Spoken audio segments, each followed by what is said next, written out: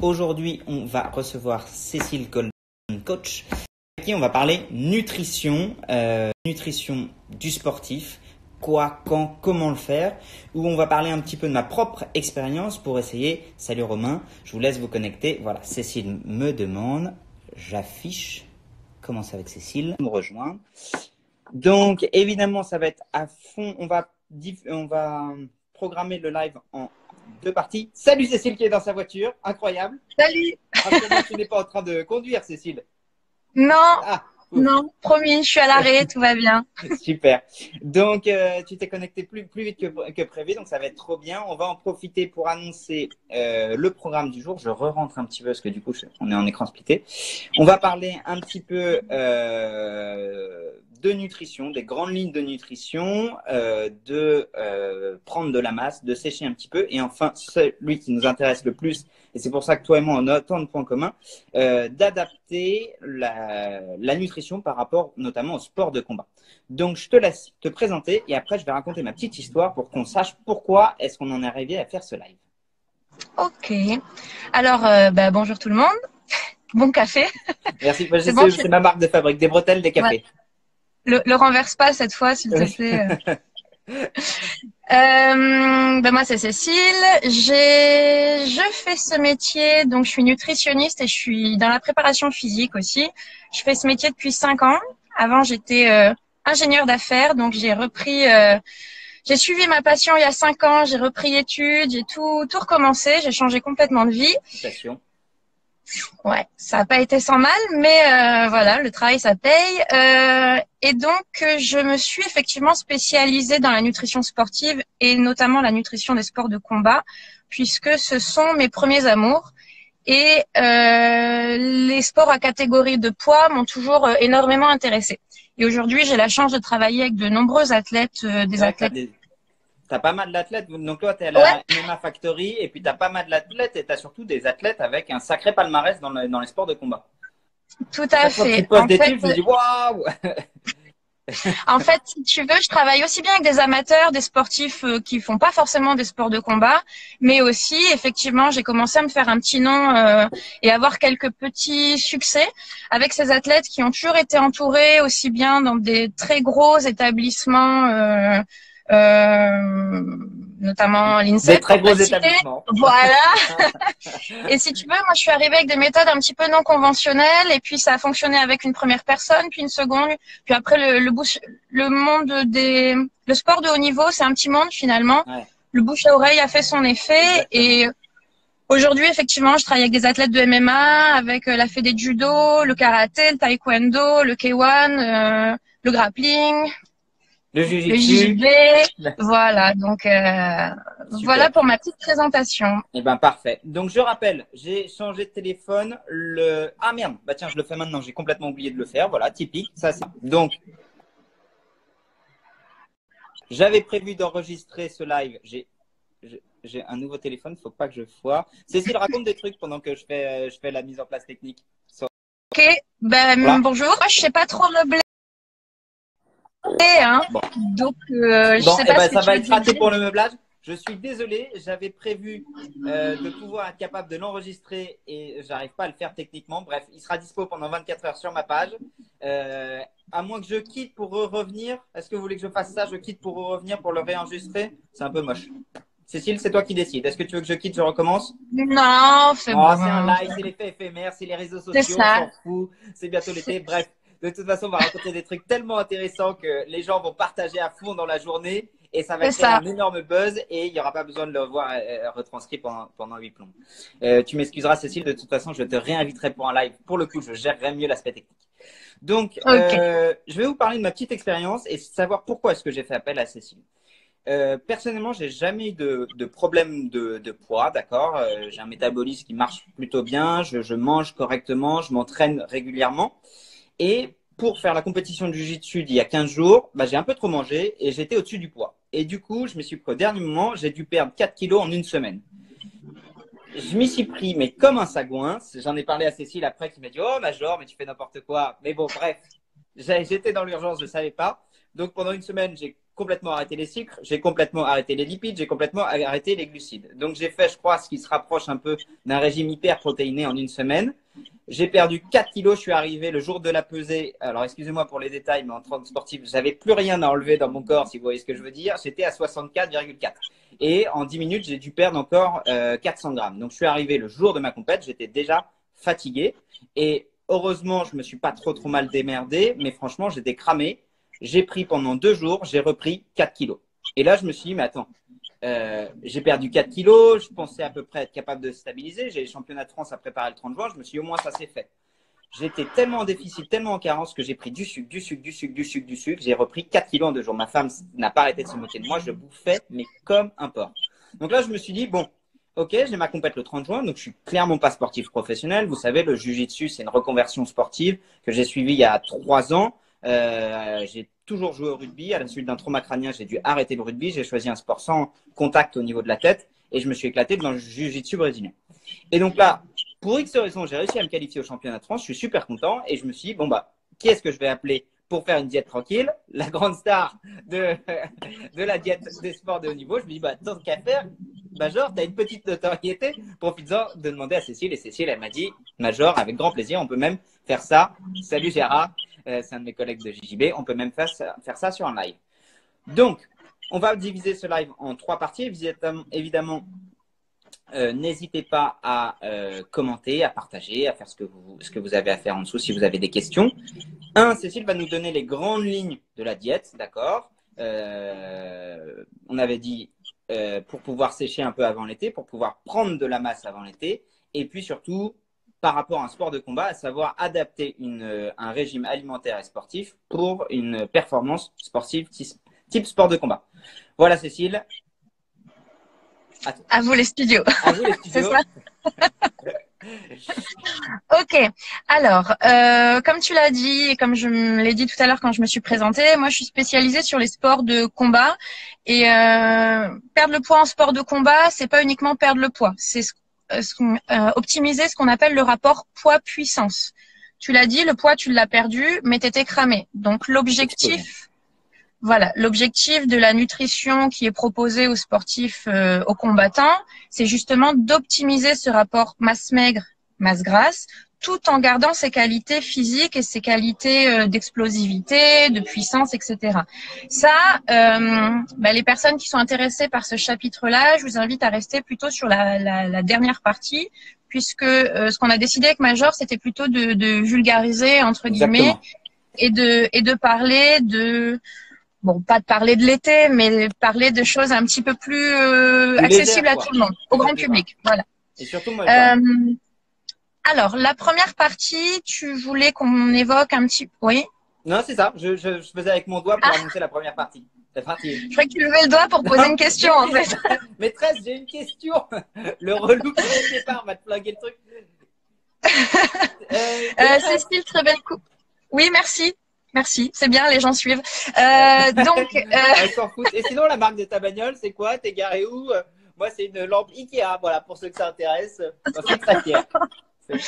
Donc, parlons déjà perte de poids.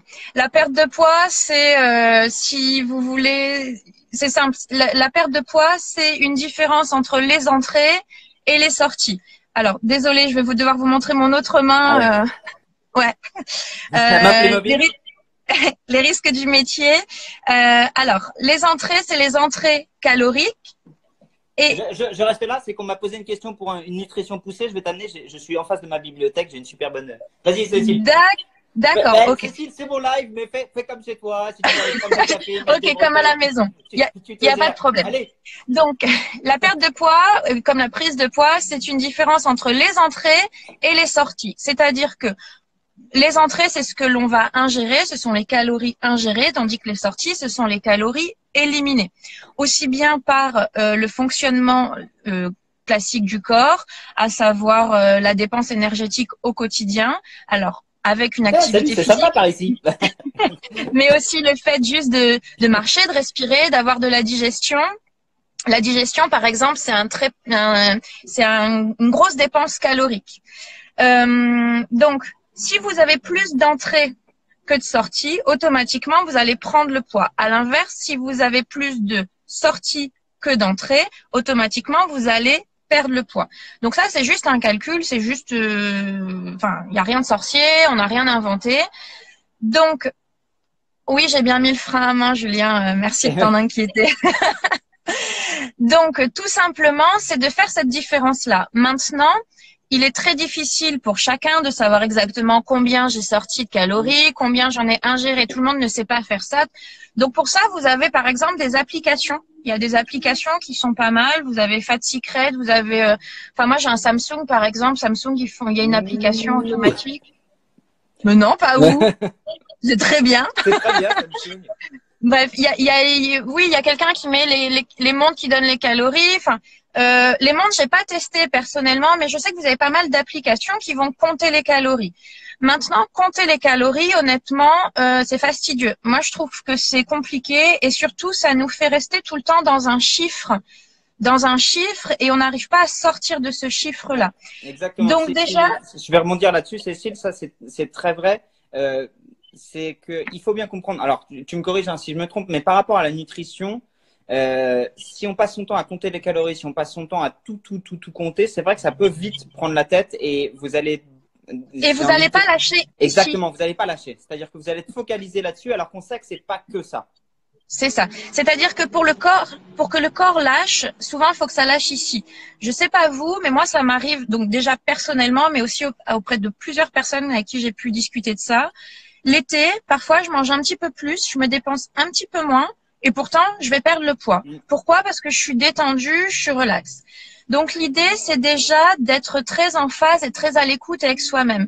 Il est bien évident que si je ne fais aucune activité sportive, mais que je m'enchaîne que des repas hyper caloriques, il est bien évident que là, il n'y a pas besoin de sortir de Saint-Cyr pour savoir que c'est un petit peu compliqué. Exactement. Et même votre corps va vous le manifester. Cette sensation qu'on a à la fin des fêtes de Noël, d'accord? Où votre corps, il vous dit stop, mon vieux. Il dit stop, exactement. Donc maintenant, très très concrètement, parce que là, effectivement, ça peut paraître un petit peu... Il faut déjà avoir une bonne connaissance de soi. Exactement. Du coup, là, il y a Matt Cobb qui nous met une bonne question. Ouais. Comment connaître le métabolisme et être sûr de ce métabolisme?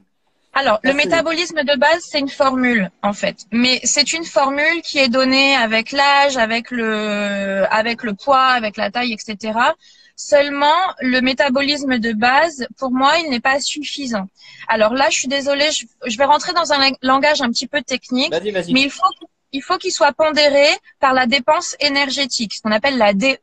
C'est la dépense énergétique qui va tout conditionner. Il est bien évident qu'un sujet, je vais prendre ton cas, Major, je sais pas quel âge tu as, 28 ans. Combien tu m'as dit? Je fais exprès, 28. Mais par exemple, j'ai entendu 58. Non, quand même pas. Mais voilà, on va prendre 31. Un sujet masculin, 31 ans, disons de la même stature et le poids que toi, mais quelqu'un qui va faire du sport tous les jours à raison de 2 heures par jour et quelqu'un qui n'aurait pas du tout d'activité physique, ben forcément le métabolisme il va être différent. Et c'est cette DE, cette dépense énergétique qui va venir pondérer le chiffre. Voilà.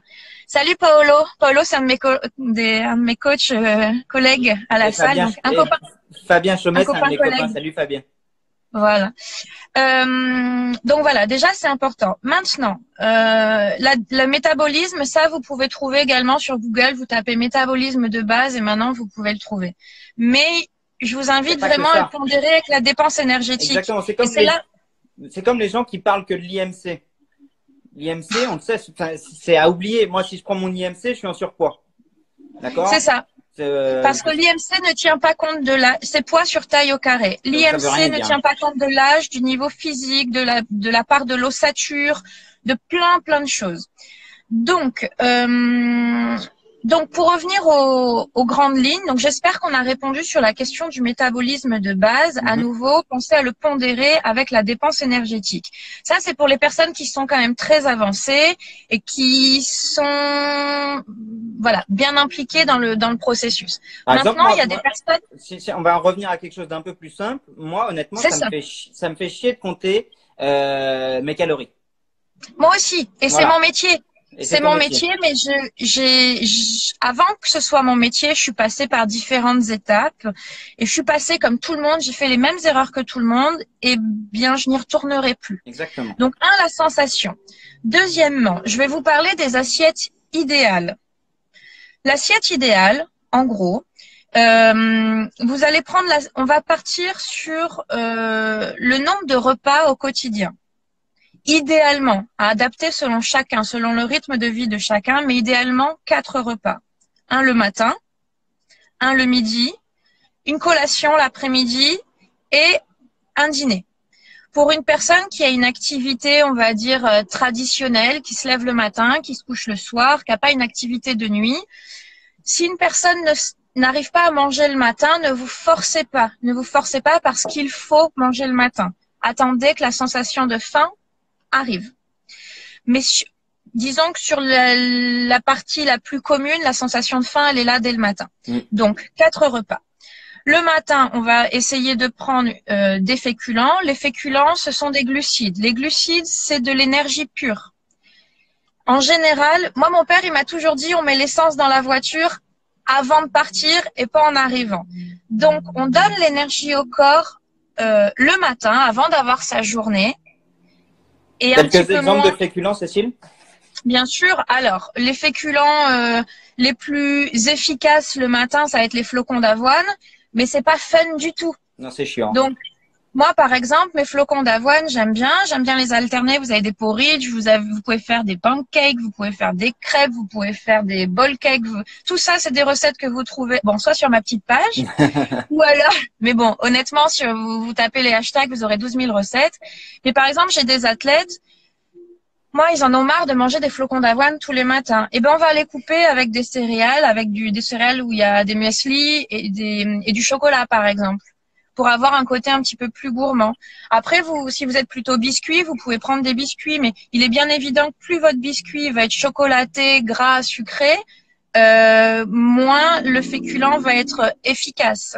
Et une bonne question de Julien, pas de sucre rapide le matin, à savoir du sucre rapide, donc du sucre blanc transformé, notamment dans le café ou dis-moi si je me trompe, mais dans la confiture ou des biscuits sucrés type Alors, Pils. Qu'est-ce que tu dirais à quelqu'un qui te dit, moi je mange un demi-paquet de Pils tous les matins parce que j'adore ça? C'est pas ouf parce qu'effectivement ça va être un sucre à disponibilité immédiate. Ouais. Seulement s'il n'y a pas d'effort physique particulier immédiatement, il n'y a pas trop d'intérêt. Si l'effort il va être un petit peu plus sur la durée, on va prendre plutôt des féculents, ce qu'on appelle un index glycémique bas. Donc bon, je suis très bavarde et je suis passionnée, donc j'aimerais tout vous expliquer. Seulement, on n'aura pas le temps. De toute façon, les gens restent là. Moi, hier, la semaine dernière, j'ai fait un live d'1 heure. C'est Instagram qui m'a banni pendant 8 jours. T'inquiète pas, je prends l'entière responsabilité de tes actes. D'accord. Il y a une voiture qui vient juste de me rentrer dedans, ce garant, c'est génial. Et je peux pas klaxonner parce que sinon, vous allez me prendre pour une folle. Major, tu es trop beau. Merci, Thérapie Manuelle. S'il y a bien une personne qui me soutient, tout le monde a fait des commentaires sur la petite de cheveux de Cécile. Ça, c'est pas. Donc, revenons-en à ta question. Un petit smoothie de patate douce ce matin. On peut prendre du sucre blanc, effectivement, mais s'il n'y a pas d'effort immédiat dans la foulée, je ne le recommande pas. Après, tout ce qui est miel, confiture, c'est du fructose. Donc, ça passe pas directement par le sang, ça passe d'abord par le foie pour être transformé. Donc, c'est disponible rapidement, mais pas aussi rapidement. Ceux qui ont un entraînement le matin, moi, je vous suggère quand même d'espacer le petit déjeuner d'au moins une demi-heure pour pas avoir le petit déjeuner dans les talons, dans le ventre, mais idéalement même de 2 heures. Maintenant, c'est difficile. Les œufs. Du matin. Tu peux en manger. Oui, tu peux en manger. Alors, l'idée, en fait, chacun ses méthodes. En nutrition, pas qu'il y a autant de méthodes que de nutritionnistes. Je dis pas que la mienne, c'est la meilleure, mais en tout cas, c'est la mienne. Les œufs, si tu as envie de les manger. Mais ce que tu dis, c'est exactement ça. Moi, je me trouve, comme je t'ai dit, la nutrition, j'y connais pas grand-chose.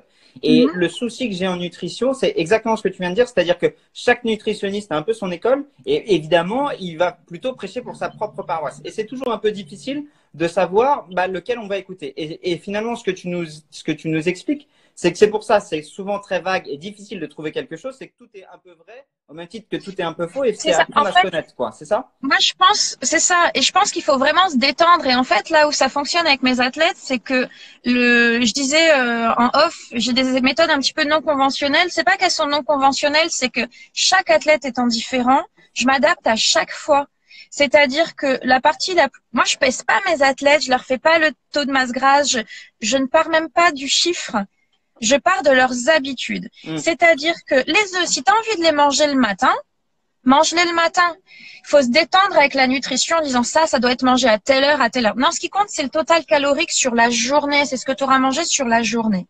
Donc là, je rappelle, on est toujours dans le thème de la perte de poids en général. Donc la perte de poids, ce qui compte, c'est que sur la fin de la journée, on ait eu plus de dépenses, plus de pertes caloriques que qu'on ait dépensé plus que ce qu'on a consommé. Pardon, voilà.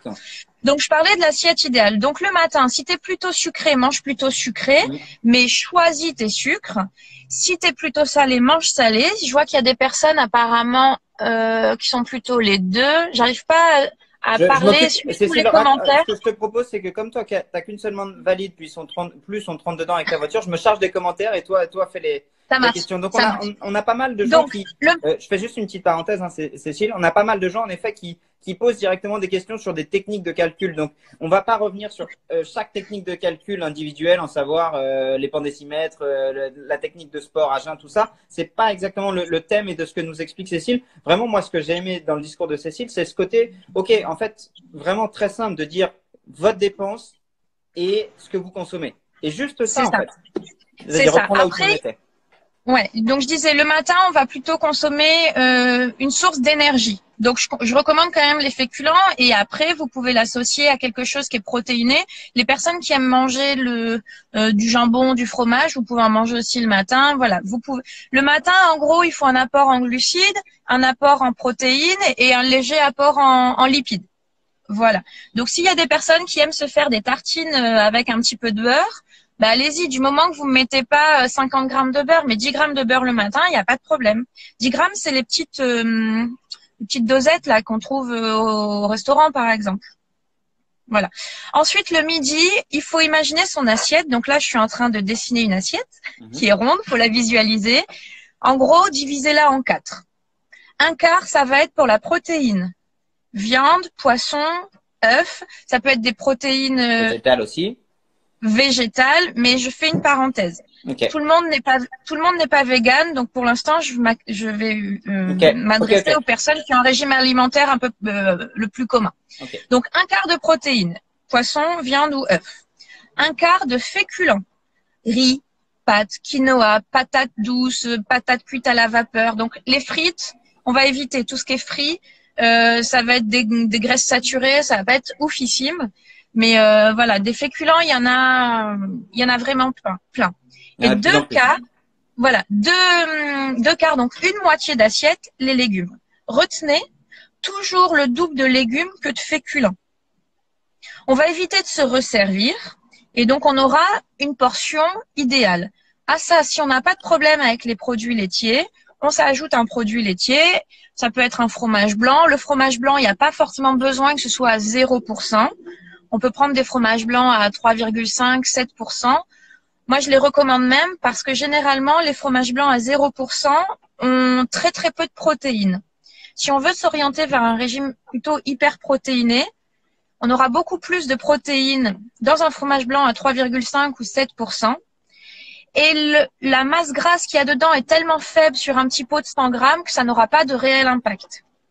Et on peut consommer un fruit derrière. Donc là, on a un repas. La collation, même chose. La collation, si on est plutôt sucré, vous pouvez prendre plutôt sucré. Alors, comme le matin, on va éviter des sucres trop rapides s'il n'y a pas d'entraînement derrière. Ou vous pouvez prendre du salé. Par exemple, une collation que je donne régulièrement aux sportifs, c'est un wrap, enfin une tranche de les tortillas là. Vous tartinez ça de fromage frais, genre Philadelphia, Saint-Mauré, Carré frais, les trucs comme ça. Une tranche de jambon, une tranche de truite fumée, enfin un truc salé, et ça vous fait un petit wrap, ça vous fait un goûter. Et l'avantage de ce type de goûter, enfin de la collation, plus elle va être anticipée, plus elle va être maîtrisée. Et ça va éviter le grignotage en se disant non, bon, moi je fais pas de goûter, moi je fais mes 3 repas par jour. Bah, finalement, c'est comme ça qu'on craque sur la barre chocolatée dans le distributeur, sur le cappuccino, le chocolat au lait du distributeur qui va être hyper riche, hyper gras, hyper sucré et qui va pas avoir d'intérêt nutritionnel particulier. Donc là, ce que tu dis, Cécile, c'est hyper intéressant. Je lis les commentaires. Alors, je vais juste résumer le côté de l'assiette. C'est vrai que ça paraît tout bête, mais rappelez-vous, moi, mon discours, c'est souvent de dire, OK, d'abord, on maîtrise les trucs tout bêtes. D'abord, on maîtrise les trucs faciles et après, on passe à des choses plus compliquées. Là, moi, de ce que tu me dis, si je devais retenir qu'une seule chose, c'est OK, quand je regarde mon assiette, moi, je sais très bien que j'ai moitié de protéines, souvent avec de la sauce, et moitié de lipides, et parfois, j'ai un brocoli qui reste. Donc, je suis pas du tout dans les proportions que tu dis. Donc, finalement, même de ce que tu me dis, avant même d'essayer d'enlever mon petit grignotage sucré que je prends à 17h, il faudrait déjà que mes 3 repas soient mieux équilibrés. C'est ça? Attention, je t'ai parlé du repas du midi. Le repas du soir, voilà, le repas du soir, si on imagine qu'on est en perte de poids, le quart de féculent dont je parlais tout à l'heure, on va le retirer. Alors, pas forcément tous les soirs, parce que pour certaines personnes, les féculents, ce sont des sucres. Les sucres, certains le savent, le sucre, ça active exactement les mêmes zones dans le cerveau que la cocaïne. Avec le sexe. Du coup… Non? J'avais… Rien entendu. Bon, d'accord. Bon, les gens qui me suivent ont entendu. Les gens qui suivent Cécile n'ont pas entendu. C'est ça. Donc, non, ce que je veux dire, c'est que pour certaines personnes, il vaut mieux ne pas couper les féculents tous les soirs. Pourquoi? Parce qu'elles vont être en manque et du coup, elles vont se ruer sur des choses. Donc, mieux vaut faire un soir sur 2, par exemple. Et si on y arrive après un soir sur 3 et ainsi de suite. Rappelez-vous, pour les personnes qui arrivent maintenant, on est sur de la perte de poids. Donc, un quart de protéines et une moitié d'assiette de légumes. Et le soir, on va retirer les féculents. Et voilà. Et on peut garder son produit laitier. Et le fruit, j'éviterai de le prendre le soir. Le produit sucré, pourquoi? On l'a dit en amont tout à l'heure. Le sucre, c'est de l'énergie pure. Sauf erreur, le soir, on n'en a pas besoin. À part si on travaille de nuit, là c'est autre chose, c'est un autre rythme. Mais généralement, le soir, on n'en a pas besoin. Pour les personnes qui ont tendance à se coucher très tard, admettons qu'elles aient un repas à 21h, 21h30, et qu'elles se couchent pas avant minuit 30, 1h du matin. Moi aussi. Il n'y a pas de problème à rajouter une autre collation, ce qui fait qu'on serait sur 5 repas par jour. Mais à nouveau, une collation maîtrisée. Donc, dans ce cas-là, il faut vérifier d'abord si c'est de la faim, de la vraie faim ou de la gourmandise. Vérifier si on a faim, c'est simple. Tout à fait raison. C'est une petite parenthèse, Cécile, 2 secondes. Monster Chef, qui est un de mes copains, qui nous dit, et là, c'est encore une fois, le discours change d'une personne à une autre, c'est ce qu'on a dit, je pense que tu as dit arrivé en cours. Hein. Ce que dit Cécile, c'est ce qu'elle applique elle, mais encore une fois, en nutrition, tout est possible. Et la première chose qu'on a dit en tout début de live, c'est apprendre à se connaître soi. Et Cécile est très ouverte par rapport à ça, c'est-à-dire si vous avez trouvé ce qui vous convient en termes de glycémie, en termes d'apport, c'est ce qui vous convient. Et c'est pas la peine d'aller écouter quelqu'un d'autre, même s'il est super balèze, parce que vous avez trouvé la formule qui vous convient. C'est ça. Tac. Là, on est sur les grandes lignes à nouveau. Ouais. Hein, on n'est pas sur la personnalisation. Un commentaire qui est hyper intéressant, même si c'est pas tout à fait le sujet. Pensez également à la cuisson des féculents pour l'index chimique.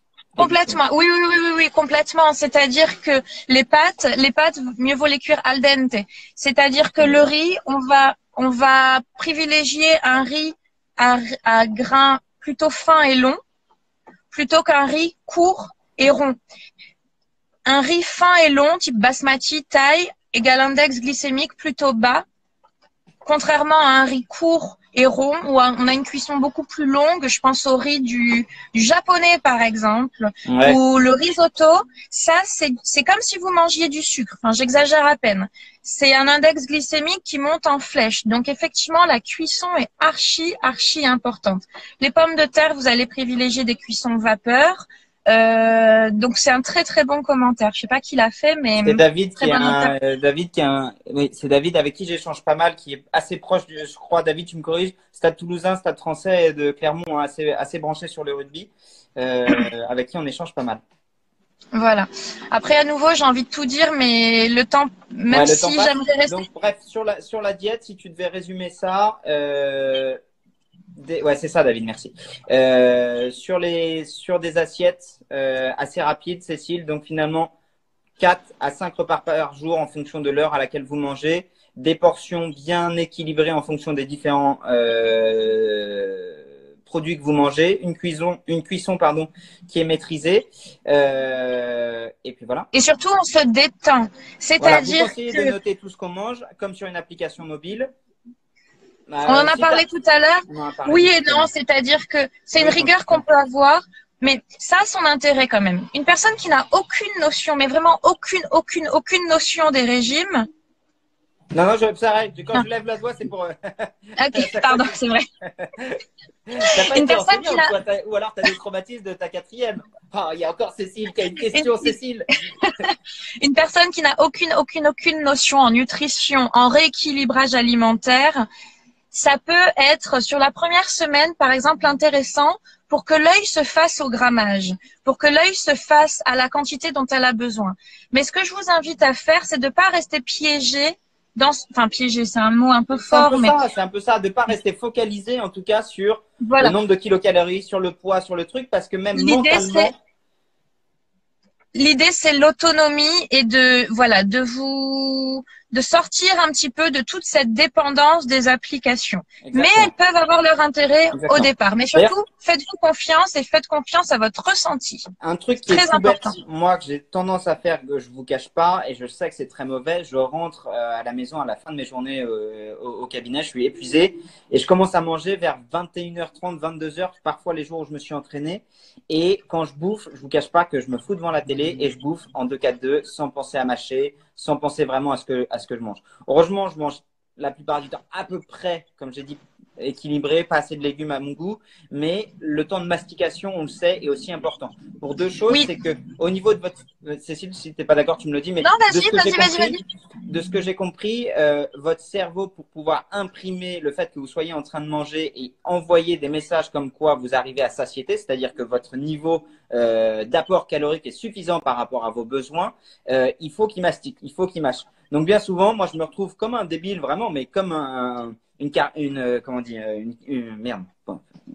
C'est pas grave. C'est pas grave. Voilà, comme un con, en train de bouffer, à regarder un film et sans même faire gaffe à ce que je suis en train de manger. En 5 minutes, mon assiette est vide et j'ai même pas eu le temps de prendre le temps d'apprécier ce que je mange, et même la sensation de satiété ne vient que plus tard. Je me retrouve à être obligé de prendre un dessert très sucré, soit des mousses au chocolat, soit de rajouter du sucre et encore du sucre. Salut Golden Blog, pour justement arriver à cette sensation de satiété. Et donc ça, je veux bien ton avis par rapport à ça, Cécile. Ben, c'est pas que j'ai un avis, c'est que c'est scientifique. En fait, c'est prouvé. C'est comme si tu me demandes un avis sur… Oui, t'es d'accord avec moi. En fait, c'est exactement ça. Il faut environ 15 minutes. Alors, c'est toujours pareil. Ça dépend des uns et des autres. Il faut environ 15 minutes pour que le cerveau reçoive l'hormone. Donc, c'est tout un fonctionnement, un procédé. Voilà. Mais en gros, pour qu'il reçoive l'info, qu'il est à satiété. Donc, si tu manges ton apport calorique, enfin ton assiette bien comme il faut, mais que tu tu te l'envoies en 5-6 minutes, l'info, elle n'aura pas été remontée. Donc, finalement, tu vas vite remanger derrière. Aussi, il y a autre chose, tu dis tu manges devant la télé. Le cerveau, il faut qu'il soit concentré sur ce qu'il ingère.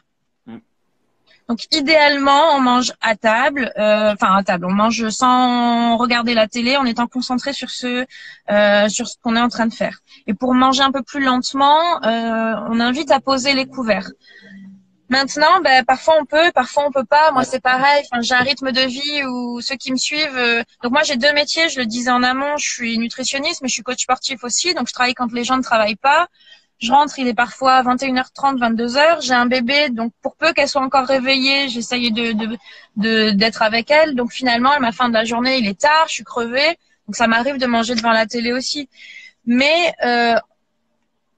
si vraiment vous sentez que après votre repas, vous avez encore faim, dans ce cas-là, adaptez et peut-être ne mangez pas devant la télé ou mettez un petit peu plus de temps. Si derrière, par contre, vous constatez que finalement, vous n'avez pas plus faim et que votre repas, vous ne vous resservez pas, à nouveau, on se détend sur ça, quoi. Ça veut dire que ce grand principe-là, finalement, ne vous concerne peut-être pas. c'est possible. Juste tout à l'heure, j'allais te donner une petite astuce et je suis pas allée au bout pour vérifier la sensation de faim. C'est super important parce que très souvent, on pense qu'on a faim, mais la réalité, c'est qu'on a soif. Pour la perte de poids, il faut vraiment boire. La sensation de soif, c'est un mauvais indicateur en fait.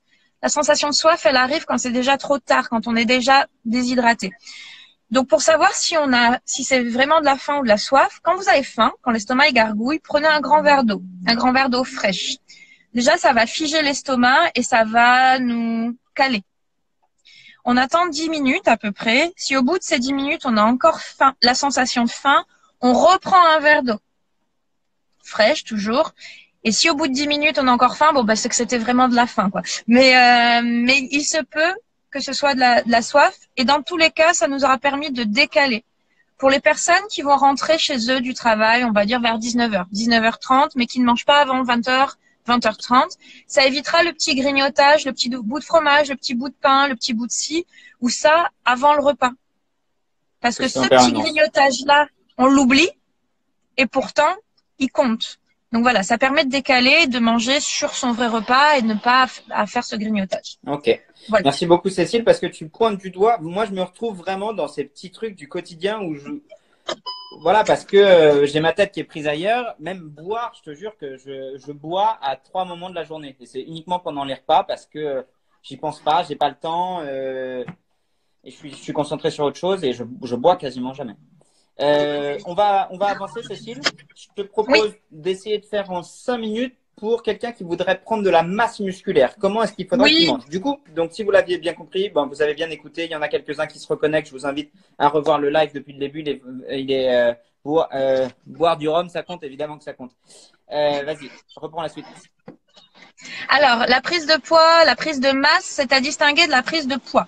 Alors là, on va parler de la prise de masse esthétique, pas de la prise de masse dans les sports de combat. Donc à nouveau, pour ceux qui arrivent, c'est ma spécialité, hein, mais la prise de masse esthétique, c'est simple, il faut augmenter ses apports caloriques, tout simplement.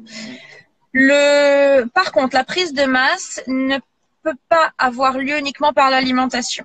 Autant la perte de poids peut avoir lieu uniquement par l'alimentation. Principalement l'alimentation et le sport en deuxième temps. Voilà. La prise de masse. Dit ça, hein.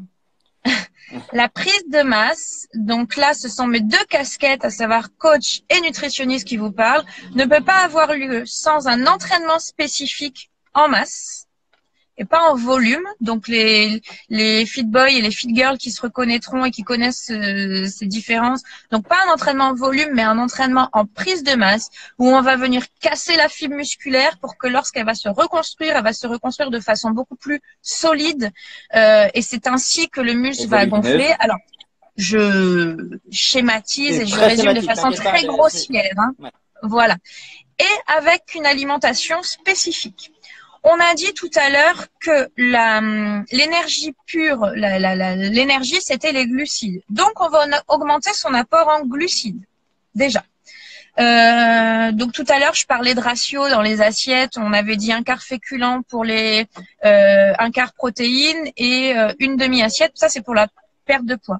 Pour la prise de poids, on va changer, c'est-à-dire qu'on va faire autant de féculents que de légumes. Alors moi, les légumes, je les garde. Je sais qu'il y en a qui ne mangent quasiment plus de légumes, mais je les garde pour les propriétés au niveau des fibres, au niveau des vitamines, au niveau des micronutriments. Pas des macros, mais des micronutriments, ça va m'intéresser.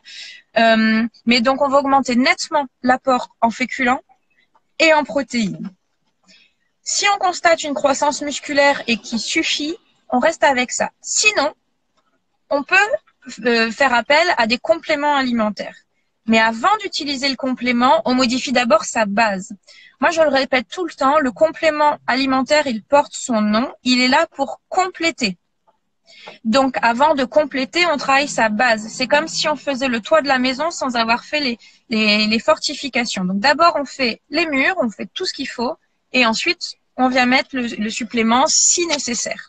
Si on constate que la croissance musculaire n'est pas suffisante. Voilà. Et dans ce cas-là, vous avez plein de compléments alimentaires. Vous avez la glutamine, vous avez les BCA, vous avez la whey, enfin vous avez la prot, comme on dit. Il y en a tout un tas. Voilà. Ok, super. Merci beaucoup. Et du coup, alors on va revenir à quelque chose où moi je suis dans un cas qui peut intéresser certains, à savoir un peu dans un type de, je sais pas, peut-être que je me trompe, de prise de masse sèche. C'est-à-dire que je veux prendre du muscle, mais sécher en même temps et garder l'explosivité qui est nécessaire dans mon sport de combat. Donc finalement, moi, le côté esthétique, c'est quelque chose dont je me fourre royalement. Mais ce que je veux, c'est vraiment être explosif, perdre un peu de poids, mais que ma perte de poids ne se fasse pas dans de la perte de muscle associée. Alors, je Alors, schématise, encore une fois, j'y connais rien, et là, je veux bien tes éclaircissements. ok. Alors, dans la prise de masse, je l'ai pas précisé, mais il y a deux façons de prendre de la masse. Il y a la prise de masse sale, entre guillemets. Donc, on prend de toute façon, on ne prend jamais que du gras ou que du muscle. On prend toujours l'un et l'autre. C'est indissociable. Maintenant, il y a un ratio. Donc là, c'est la valeur des mobiles. Donc, il y a un ratio. Donc là, ça va être la valeur ajoutée du nutritionniste, justement, qui va maîtriser tout ça. Mais de façon générale, en salle, on va... Non, pardon. Je commente sur les. Ouais, le bulking, c'est exactement ce qu'on appelle les bulking, d'accord? C'est des mecs qui gonflent à fond, gras et qui sèchent après. Et qui sèchent donc après. Ça, si tu veux, c'est quand même assez dur parce que les mecs, toutes les 2 heures, ils bouffent, ils ingèrent des quantités énormes. Moi, je suis pas archi fan de ça. Seulement, ça a quand même ses résultats. Et après, il y a la prise de masse propre, mais c'est beaucoup plus long. C'est une gestion des repas aussi qui est nécessaire, mais c'est beaucoup de gens vont être pesés, ils vont être maîtrisés. On parlait tout à l'heure de sortir des chiffres. Bon, ben là, les gars, ils sont en plein dans les chiffres, quoi. Ils n'ont pas le choix. Ouais, donc c'est un petit peu plus compliqué. Donc toi, la prise de masse dont tu parles, non seulement c'est une prise de masse qui est maîtrisée, mais en plus, c'est pas uniquement une prise de masse pure, c'est une prise de masse en maintenant tes qualités athlétiques. Quand on prend du poids, généralement, on est plus lourd. Donc oui, ça peut augmenter la force, mais oui, ça peut aussi faire perdre la vitesse, l'explosivité. Et toi, dans ta discipline, c'est ce que tu vas rechercher. Donc en plus, là, l'explosivité, dans mon style de jeu, en plus, c'est mon point fort. Bon, bah tant mieux. Mais je m'en suis doutée parce que tu es sur un gabarit quand même plutôt léger. Et donc généralement chez les légers, c'est ça vos points forts. Mais pareil, si on prend une discipline plutôt en pied-point, donc toi t'as pas le pied-point, mais si on prend du pied-point, le mec faut que son impact, une fois qu'il arrive dans la cage ou sur son ring, il faut que son impact il soit puissant parce qu'il faut que le KO il soit capable de le donner ou du moins de faire mal entre guillemets à son adversaire. Porter les coups quoi. Donc, voilà. Et il faut aussi qu'il soit capable d'esquiver. Donc, il faut qu'il garde sa vitesse, il faut qu'il garde son explosivité. Donc là, si tu veux, on va faire ce qu'on appelle une rotation des glucides. C'est-à-dire qu'on va prendre le glucide. On a dit tout à l'heure que le glucide, c'est la source d'énergie, la première source d'énergie. On va la prendre en fonction du type d'entraînement. C'est-à-dire que, pour résumer, on va augmenter les protéines pour la croissance musculaire. Ça, c'est nécessaire. À quel moment de la journée, du coup? Avant, après les entraînements? Les protéines? Alors, la protéine, soit on prend le repas traditionnel, donc dans ce cas-là, plutôt, il y a ce qu'on appelle une fenêtre métabolique. Donc, il y a des personnes qui sont pour, il y a des personnes qui sont contre. Mais grosso modo, dans la demi-heure qui suit l'entraînement, le corps est beaucoup plus réceptif. Donc, moi, je fais partie des personnes qui utilisent la fenêtre métabolique. Donc, je vais recommander de prendre cette protéine dans la demi-heure qui suit l'entraînement. Pas tous les entraînements. Après un entraînement cardio, pas trop d'intérêt. Mais après un entraînement en force, en musculation ou en JJB, qu'on soit dans le judo, la lutte, le grappling, le JJB. C'est très complet, en fait. Quand tu soulèves un gars ou une fille, c'est une forme de musculation. Donc, c'est un entraînement lourd. Donc, après ce type d'entraînement, moi, je recommande. Et on va utiliser ça, on va l'associer à un produit sucré parce que justement, la protéine va profiter de l'arrivée du sucre dans le sang pour passer plus rapidement. Donc, pour se reconstituer. Un produit sucré, parce que dans les protéines que je prends, moi, il y a déjà des sucres. Alors, c'est un fruit en plus? Non. Soit tu prends, pardon, la voiture de devant qui allait me retaper, donc je surveille. Donc, soit tu peux prendre, effectivement, tu peux prendre un fruit, mais moi, non, je vais pas dire le fruit parce que le fruit, à nouveau, c'est pas un sucre suffisamment rapide. Donc, un sucre rapide, on va prendre ça et on va l'associer à une protéine. Donc, vous pouvez prendre ceux qui ont envie de manger, en fait, vous pouvez prendre, du poulet, vous pouvez prendre, ça dépend ce que tu as envie de manger. Tu peux prendre une boisson sucrée aussi. Tu peux prendre des boissons de récupération. Ou alors, la solution de facilité, effectivement, ce sont les compléments alimentaires. Tu prends une whey. Une whey, tu as et la protéine et le sucre dedans. Whey à distinguer des gainers. Un gainer, c'est beaucoup plus de glucides que de protéines, tandis qu'une whey, c'est beaucoup plus de protéines que de glucides. J'espère que j'ai perdu personne. Non, voilà. Moi, ça me parle. Des Kinder, exactement. Pourquoi pas des Kinder? C'est bien sucré, ça, les Kinder. Des Mars, voilà. Des Mars, des Kinder, Coca.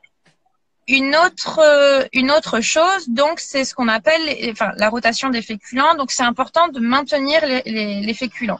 Une erreur qui est faite chez les combattants, et tu l'as faite dans ce que tu disais tout à l'heure, tu as coupé tous les glucides. Les glucides, je me répète, c'est de l'énergie. Si tu coupes tous les glucides, t'arrives, t'es fatigué, en fait. Donc, l'idée, c'est de continuer à en prendre suffisamment pour être performant à l'entraînement. La performance à l'entraînement est très, très importante pour le mental. Si on est bon à l'entraînement, on va arriver fort sur le tatami, sur le ring, on va arriver confiant. Faut pas oublier qu'on est sur des disciplines d'opposition, le mental est archi important, la stratégie du combattant est archi importante. Et si on arrive et on doit pas douter. Mais si déjà on s'est fait massacrer à l'entraînement, c'est compliqué. On a beau montrer, faire le barbeau, on sait qu'il y a une part de doute. Donc, c'est important d'être archi performant à l'entraînement. Donc, ça permet de conserver ses perfs et le jour J, et le jour de l'entraînement aussi. Ça, c'est très vrai ce que tu dis. Encore une fois, je parle de mon histoire un peu plus personnelle, mais c'est vrai que quand tu fais des entraînements où tu es pourri, où tu n'arrives pas à placer ce que tu veux, et le jour de la compète, il y a toujours ce petit moment où tu as l'impression de perdre tout ce que tu as travaillé. Ou vraiment, même les bases, tu as l'impression de les perdre et de balbutier ton jeu, quoi. Tout à fait. Et donc, du coup, c'est important. Une petite parenthèse, j'ai eu un petit commentaire que je trouve très intéressant. Quelqu'un qui nous demande est-ce qu'on a des études pour appuyer ce qu'on dit? Il faut savoir un truc. Alors là, parce que moi, c'est souvent ce qu'on me reproche, tu ne cites pas les études. Je vais vous rappeler quand même quelque chose qui est assez important. Moi, je suis kiné, d'accord? Je travaille entre 40 et 50 heures par semaine au cabinet. Je suis papa, je suis mari et je m'entraîne en plus en tant que sportif. Et par-dessus ça, je me suis rajouté Instagram. Donc, les études, je les lis à titre personnel. Ça me prend du temps. Mais franchement, ce temps-là qui est personnel de lire des études, je ne peux pas le repartager derrière vous.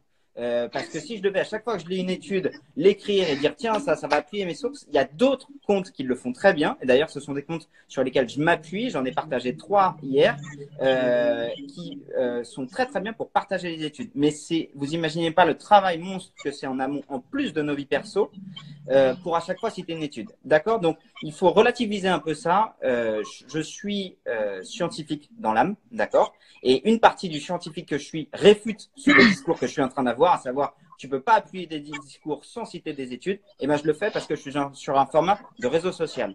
Je peux vous assurer, je suis prof aussi en thérapie manuelle. Les slides et les cours que je dis, à chaque fois, j'ai 4, 5, 20 études qui vont appuyer mes discours. D'accord? Donc, je m'adapte au profil. Parce que si je devais citer une étude, là, je peux vous assurer que les littératures scientifiques, pour chaque étude, de serait-ce qu'un abstract d'étude qui fait 2 pages, il y a au moins une page de bibliographie. Donc, je te remercie, ouais. C'est pas intéressant. Et franchement, surtout que les études, il faut relativiser encore une fois. Et Cécile, je pense que tu es d'accord avec moi. La démarche scientifique, elle n'est pas de s'appuyer sur une seule étude. La démarche scientifique, elle est de lire 40 études. Et sur les 40 études, il y en a 5 qui vont être complètement en contradiction, 5 qui vont être vraiment à fond dans ce que vous dites. Et il va y en avoir 30 qui vont dire un peu de tout et n'importe quoi. Et sur les modalités de fonctionnement des études, il y a toujours des biais qui sont cités dans les études. Et il y a aussi des moyens qui vont être propres aux études qui ont été menées. Donc, citer les études, c'est génial, d'accord. J'encourage les gens qui veulent le faire, mais c'est pas ce dans quoi on s'inscrit. Donc, c'est une petite parenthèse. Je le dis parce que c'est un reproche que je me fais souvent et c'est pas ce que j'ai choisi. Donc, remettez tout ça en perspective en disant, ok, Major, je suis peut-être pas d'accord avec toi, j'ai peut-être pas les mêmes études, mais voilà. Je te remercie parce qu'on m'a fait la remarque encore hier. Et parfois, j'oublie, les personnes oublient un petit peu le travail que c'est d'entretenir des réseaux. Enfin, je pense que tu as des journées assez chargées. J'ai des journées de 12-13 heures. Là, je te cache pas que je suis en retard. J'ai un rendez-vous avec une judokate. On va bientôt finir, Ensuite, ça enchaîne. Je suis maman d'un petit bébé. Donc, c'est beaucoup de temps. Oui, tout à fait, Christophe. C'est pour ça que ta remarque est tout à fait juste. Déjà, on partage. Et voilà, ça me déjà, permet on de rebondir et partage. d'expliquer. Voilà. Donc, je le prends pas comme un reproche. Au contraire, Christophe, tu mets le doigt sur quelque chose de tout à fait intéressant et je t'encourage justement, si tu veux faire des études, fais-le. C'est pas l'approche que j'ai décidé de faire. C'est ça. Alors du coup, j'ai un petit peu perdu le fil où on en était.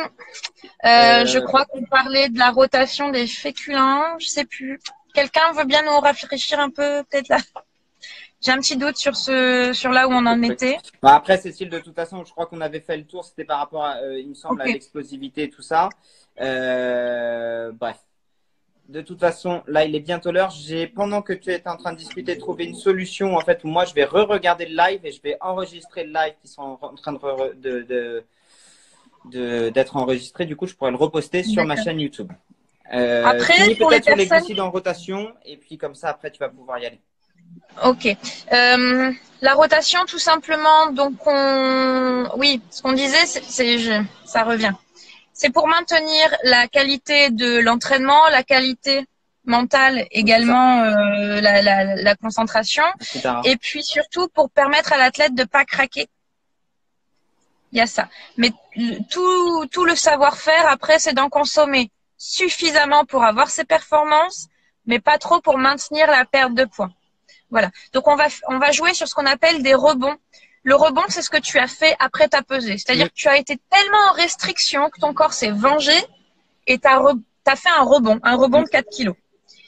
Donc, l'idée, c'est d'avoir justement ce juste dosage pour que le corps reste réceptif à la perte de poids. Plus tu as une restriction, moins il va réagir à terme. C'est-à-dire que là, ça a fonctionné une fois, ça fonctionnera peut-être une deuxième fois, mais les troisièmes fois, ce sera pire. Donc, les athlètes, ceux qui fonctionnent comme ça, ils s'infligent des régimes de plus en plus durs et ils me disent, Cécile, je comprends pas, je mange encore moins qu'avant, je m'entraîne encore plus dur et je perds pas le poids. Bah oui, tu t'es tellement restreint que ton corps, maintenant, il s'est mis en mode survie, il ne perdra plus rien. Donc, l'idée, c'est d'en donner suffisamment, mais pas trop, pour que, justement, le corps réagisse à chaque fois. À chaque fois, on va le leurrer, en fait. Je te donne un petit peu de glucides, hop, je t'en retire. C'est ça, la rotation, pour que tu perdes. Je t'en donne un petit peu, tu crois que tu vas en réavoir, hop, je t'en retire pour que tu perdes, et ainsi de suite. Donc, soit c'est une quantité moindre, soit c'est un jour sur 2 ou un jour sur 3, ça dépend des personnes. Puis, ça dépend surtout des entraînements, de l'heure d'entraînement, du jour d'entraînement. Donc, tout ça, après, c'est du cas par cas. Je vous donne les grandes lignes, mais j'allais dire en fait quand tu m'en parles. Ça peut être que du cas par cas. Tout ça, ça s'invente pas et il y a forcément, il y a un moment donné, le mieux c'est comme ce que je dis, c'est-à-dire qu'on peut prendre tous les conseils qu'on veut sur Instagram, sur Internet, ce que vous voulez. Il y a un moment donné, pour avoir quelque chose au cas par cas, il faut aller voir un professionnel dont c'est le job et la spécialité. Et c'est moi. Autopromo. Non mais. Bon. Je suis navrée, j'aimerais tellement échanger, mais je déteste être en retard. J'ai un gros retard auprès d'une judokate qui m'attend et elle compte sur moi, donc je vais devoir vous laisser. Ça marche, Cécile. Merci beaucoup à toi. Merci à toi. De nouveau dispo sur YouTube. Je vais faire ça dans la semaine. Merci à tous de nous avoir suivis. N'hésitez pas à partager ces dispos sur Instagram pendant 24 heures, en parler autour de vous.